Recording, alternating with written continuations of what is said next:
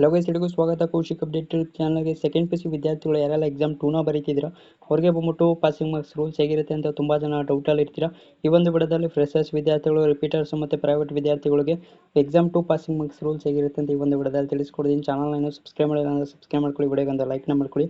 ಬನ್ನಿ ವಿಡಿಯೋನ ಶುರು ಮಾಡೋಣ. ಸೆಕೆಂಡ್ ಪಿ ಸಿ ವಿದ್ಯಾರ್ಥಿಗಳು ಬಂದ್ಬಿಟ್ಟು ಇವತ್ತಿಂದ ಬಂದ್ಬಿಟ್ಟು ಎಕ್ಸಾಮ್ 2 ಅನ್ನೋದು ಸ್ಟಾರ್ಟ್ ಆಗಿದೆ. ಫಸ್ಟ್ ಬಂದ್ಬಿಟ್ಟು ಯಾರೆಲ್ಲ ಫ್ರೆಶರ್ಸ್ ವಿದ್ಯಾರ್ಥಿಗಳು ಮತ್ತು ರಿಪೀಟರ್ಸ್ ಕೇಳ್ತೀನಿ ನೋಡಿ. ಫ್ರೆಶರ್ಸು ಮತ್ತು ರಿಪೀಟರ್ಸು ಯಾರೆಲ್ಲ ಇದ್ದೀರಾ ಅವ್ರಿಗೆ ಬಂದ್ಬಿಟ್ಟು ಕಾಮರ್ಸ್ ವಿದ್ಯಾರ್ಥಿಗಳು ಇರ್ತೀರಾ, ಮತ್ತು ಕಾಮರ್ಸ್ ಮತ್ತು ಆರ್ಟ್ಸ್ ವಿದ್ಯಾರ್ಥಿಗಳು ಮತ್ತು ಸೈನ್ಸ್ ವಿದ್ಯಾರ್ಥಿಗಳು ಇರ್ತೀರಾ.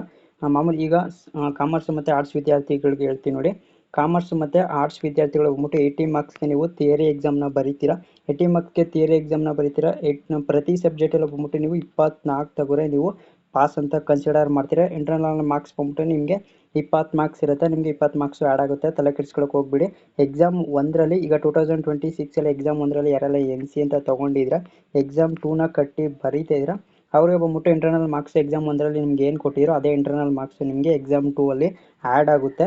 ಮತ್ತು 2025ಅಲ್ಲಿ ಯಾರೆಲ್ಲ ಎಕ್ಸಾಮಲ್ಲಿ ಬರ್ಬಿಟ್ಟು ಫೇಲ್ ಆಗಿದ್ದೀರಾ ಅವ್ರಿಗೆ ಬಂದ್ಬಿಟ್ಟು 2026ಅಲ್ಲಿ ನಿಮಗೆ 2025ಅಲ್ಲಿ ಏನು ಇಂಟರ್ನಲ್ ಮಾರ್ಕ್ಸ್ ಕೊಟ್ಟಿದ್ರು, ಈಗ ಅಕೌಂಟೆನ್ಸಿಲಿ ನಿಮಗೆ 20ನ ಕೊಟ್ಟಿರ್ತಾರೆ. 2025ಅಲ್ಲಿ ಫೇಲ್ ಆಗಿರ್ತಾರೆ.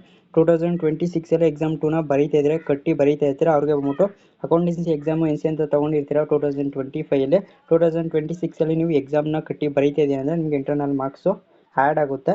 ಈಗ ತುಂಬ ಜನ ಸೈನ್ಸ್ ವಿದ್ಯಾರ್ಥಿಗಳಿಗೆ ಬಂದ್ಬಿಟ್ಟು ನಿಮಗೆ ಸೈನ್ಸ್ ವಿದ್ಯಾರ್ಥಿಗಳು ಯಾರೆಲ್ಲ ಎಕ್ಸಾಮ್ 2ನ ಬರೀತಾ ಇದ್ದೀರಾ ಅವ್ರಿಗೆ ಬಂದ್ಬಿಟ್ಟು ಥಿಯರಿ ಎಕ್ಸಾಮ್ ಬಂದ್ಬಿಟ್ಟು ನಿಮಗೆ 70 ಮಾರ್ಕ್ಸ್ಗೆ ಥಿಯರಿ ಎಕ್ಸಾಮ್ ಇರುತ್ತೆ.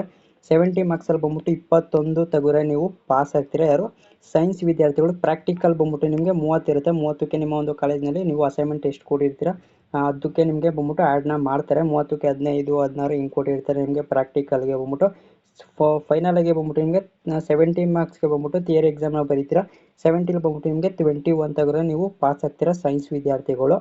ಈಗ ಯಾರೆಲ್ಲ ಪ್ರೈವೇಟ್ ವಿದ್ಯಾರ್ಥಿಗಳು ಇದ್ದೀರಾ, ಪ್ರೈವೇಟ್ ವಿದ್ಯಾರ್ಥಿಗಳಿಗೆ ಬಂದ್ಬಿಟ್ಟು ಪಾಸಿಂಗ್ ಮಾರ್ಕ್ಸ್ ಬಂದ್ಬಿಟ್ಟು ಎಕ್ಸಾಮ್ 2ಲಿ ಬಂದ್ಬಿಟ್ಟು ಪ್ರೈವೇಟ್ ವಿದ್ಯಾರ್ಥಿಗಳಿಗೆ ಬಂದ್ಬಿಟ್ಟು ನಿಮಗೆ ಥಿಯರಿ ಬಂದ್ಬಿಟ್ಟು 100 ಮಾರ್ಕ್ಸ್ ಇರುತ್ತೆ, 100 ಮಾರ್ಕ್ಸ್ ಇರುತ್ತೆ. ಇದರಲ್ಲಿ ಬಂದ್ಬಿಟ್ಟು ನೀವು ಪ್ರತಿ ಸಬ್ಜೆಕ್ಟಲ್ಲಿ ಬಂದ್ಬಿಟ್ಟು 29 ತೆಗೆದ್ರೆ ನೀವು ಪಾಸ್ ಆಗ್ತೀರಾ ಯಾರು ಪ್ರೈವೇಟ್ ವಿದ್ಯಾರ್ಥಿಗಳು.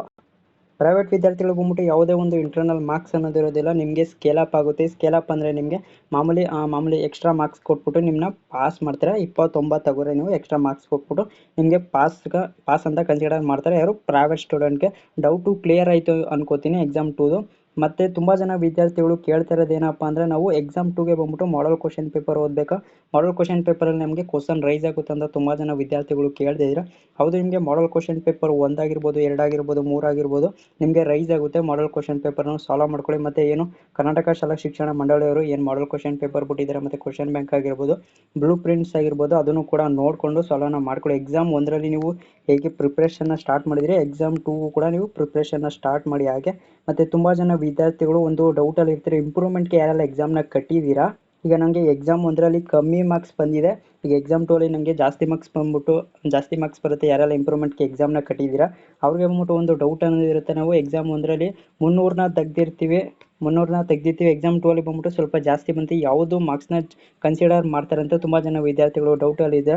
ನಿಮಗೆ 2 ಎಕ್ಸಾಮಲ್ಲಿ ಜಾಸ್ತಿ ಯಾವುದೋ ಒಂದು ಮಾರ್ಕ್ಸು ಜಾಸ್ತಿ ಬಂದಿರುತ್ತೆ ಅದನ್ನು ನಿಮ್ಮ ಒಂದು ಮಾರ್ಕ್ಸ್ ಕಾರ್ಡಲ್ಲಿ ಆ್ಯಡ್ನ ಮಾಡಿದರೆ. ಈಗ ಒಂದು ಎಕ್ಸಾಂಪಲ್ ಕೊಡ್ತೀನಿ ನೋಡಿ. ಎಕ್ಸಾಮ್ 1ರಲ್ಲಿ ಬಂದ್ಬಿಟ್ಟು ನೀವು 298 ಏನೋ ತೆಗ್ದಿರ್ತೀರ, ಬೇಡ 300 ಅಂದ್ಕೊಳ್ಳಿ, ಆಯಿತು 300 ತೆಗ್ದಿರ್ತೀರ ಅಂದ್ಕೊಳ್ಳಿ. ಎಕ್ಸಾಮ್ 2ಅಲ್ಲಿ ಬಂದ್ಬಿಟ್ಟು ನಿಮಗೆ 305 ಬಂದಿರುತ್ತೆ. ಈಗ ಯಾವುದನ್ನ ಆ್ಯಡ್ ಮಾಡ್ತಾರೆ ಅಂತ ತುಂಬ ಜನ ಡೌಟಲ್ಲಿ ಇರ್ತಾರೆ. ನಿಮಗೆ 2 ಎಕ್ಸಾಮಲ್ಲಿ ಯಾವುದು ಜಾಸ್ತಿ ಬಂದಿರುತ್ತೆ ಅದನ್ನು ಕನ್ಸಿಡರ್ ಮಾಡ್ತೀರಿ. ಈಗ ಎಕ್ಸಾಮ್ 1ನಲ್ಲಿ ಬಂದ್ಬಿಟ್ಟು ನಿಮಗೆ 300 ಬಂದಿರುತ್ತೆ, ಎಕ್ಸಾಮ್ 2ಅಲ್ಲಿ ಬಂದ್ಬಿಟ್ಟು 305 ಬಂದಿರುತ್ತೆ. ಜಾಸ್ತಿ ಯಾವ್ದು ಬಂದಿದೆ, ಈಗ ಎಕ್ಸಾಮ್ 2ಅಲ್ಲಿ ಬಂದ್ಬಿಟ್ಟು 305 ಬಂದಿದೆ, ಇದನ್ನು ಕನ್ಸಿಡರ್ ಮಾಡಿದ್ರೆ ನಿಮ್ಮ ಒಂದು ಮಾರ್ಕ್ ಶೀಟಲ್ಲಿ ಬಂದ್ಬಿಟ್ಟು 305ನ ಅಲ್ಲಿ ಮಾಮೂಲಿ ಮಾರ್ಕ್ಸ್ ಕಾರ್ಡ್ ಏನು ಬರುತ್ತೆ ನಿಮಗೆ ಪ್ರಿಂಟು ಅದನ್ನು ಇದರಲ್ಲಿ ಮಾಡ್ತಾರೆ, ಮಾರ್ಕ್ಸ್ ಕಾರ್ಡಲ್ಲಿ ಎಂಟ್ರಿನ ಮಾಡ್ತಾರೆ. ಮತ್ತು ತುಂಬ ಜನ ವಿದ್ಯಾರ್ಥಿಗಳು ನನಗೆ ಸಪ್ಲಿಮೆಂಟ್ರಿ ಅಂತ ಕೊಟ್ಬಿಡ್ತಾರೆ ಮಾರ್ಕ್ಸ್ ಕಾರ್ಡಲ್ಲಿ ಅಂತ ತುಂಬ ಜನ ವಿದ್ಯಾರ್ಥಿಗಳು ಡೌಟಲ್ಲಿ ಇದ್ದಾರೆ. ನಿಮಗೆ ಎಕ್ಸಾಮ್ 2ಅಲ್ಲಿ ಬಂದ್ಬಿಟ್ಟು ಸಪ್ಲಿಮೆಂಟ್ರಿ ನೀವು ಬರೀತಾ ಇದ್ದೀನಿ ಅಂದರೆ ನಿಮಗೆ ಯಾವುದೇ ಒಂದು ಕಾರಣಕ್ಕೂ ಮಾರ್ಕ್ ಶೀಟಲ್ಲಿ ಬಂದ್ಬಿಟ್ಟು ನಿಮಗೆ ಸಪ್ಲಿಮೆಂಟ್ರಿ ಅಂತ ಯಾವುದೇ ಒಂದು ಕಾರಣಕ್ಕೂ ಮೆನ್ಷನ್ ಮಾಡಲ್ಲ. ನೀವು ಮಾಮೂಲಿ ಏನು ಎಕ್ಸಾಮನ್ನು ಬರೆದಿರ್ತೀರ ಅದೇ ನಿಮ್ಗೆ ಎಲ್ಲ ವಿದ್ಯಾರ್ಥಿಗಳು ಏನು ಕೊಟ್ಟಿರ್ತಾರೆ ಮಾರ್ಕ್ಸ್ ಕಾರ್ಡಲ್ಲಿ ಅದೇ ನಿಮಗೆ ಆ್ಯಡ್ ಆಗುತ್ತೆ.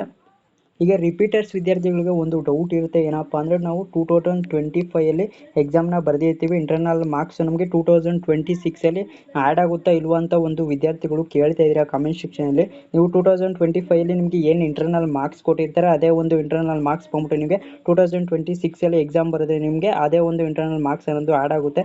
ನೀವು ಕೂಡ ಯಾವುದೇ ಕಾರಣಕ್ಕೂ ತಲೆ ಕೆಡಿಸ್ಕೊಳ್ಳೋಕೆ ಹೋಗ್ಬಿಡಿ. 2026 ಅಕೌಂಟೆನ್ಸಿಗೆ ಬಂದ್ಬಿಟ್ಟು 20 ಮಾರ್ಕ್ಸ್ ಕೊಟ್ಟಿದ್ದಾರೆ ಅಂದರೆ ನೀವು ಅದರಲ್ಲಿ ಬಂದ್ಬಿಟ್ಟು NC ಅಂತ ತೊಗೊಂಡಿರ್ತೀರ ಅಂದರೆ 2026 ನೀವು ಎಕ್ಸಾಮ್ನ ಕಟ್ಟಿ ಬರೀತಾ ಇದ್ರೆ ಆ ಒಂದು ಇಂಟರ್ನಲ್ ಮಾರ್ಕ್ಸ್ ಏನು ಕೊಟ್ಟಿದ್ದಾರೆ 2025 ಅದೇ ಮಾರ್ಕ್ಸ್ ಬಂದ್ಬಿಟ್ಟು ನಿಮಗೆ 2026 ಅಕೌಂಟೆನ್ಸಿಗೆ ಬಂದ್ಬಿಟ್ಟು ಆ್ಯಡ್ ಆಗುತ್ತೆ.